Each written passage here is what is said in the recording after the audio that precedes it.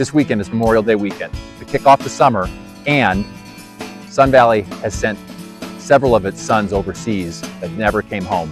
I want to take a minute to honor those names. Thank you so much.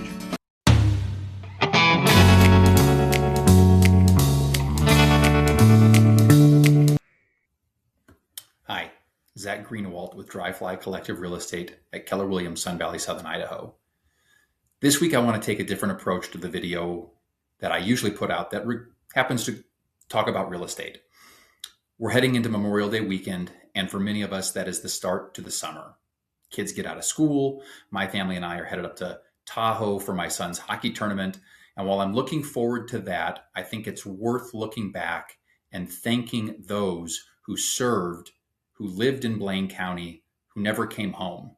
Now, while I wasn't able to find all the data from Korean Wars and the Vietnam War and our more recent engagements, I was able to pull some information from World War I and World War II. Let's take a look at the names that helped build our community.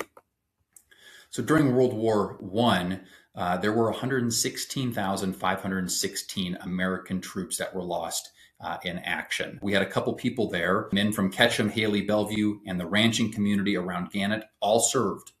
A gentleman named Walter Leopold of Haley was a motorcycle dispatch rider, and he was gassed and severely wounded in France. Samuel T. Werry of Bellevue, he was killed in Belgium on November 3rd, 1918, guarding a bridge. Now, he died within hours of the weapons being put down and the war ending. Let's look at these people here, the 10 confirmed names that I could find from record who lost their lives during World War I. We have D.T. Davis, Arlie Fuller, James Hyde, Jesse Lee, Alma Lewis, Lee Moore, Ned Stuart, John A. Timmerman, Sherman Trowbridge, and Samuel Werry. Now, one name when I pulled this list stood out to me was John Timmerman. And I thought, is that the Timmerman Pass, Timmerman Hill, the blinking light that I drive over so frequently?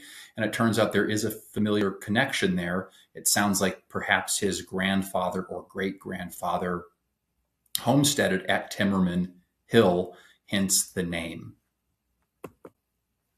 Now that takes us into World War II, where the broader Sun Valley area served more purpose in the war and the rehabilitation of soldiers. So World War II was from 1941 to 1945. We lost 405,399 American troops during that time.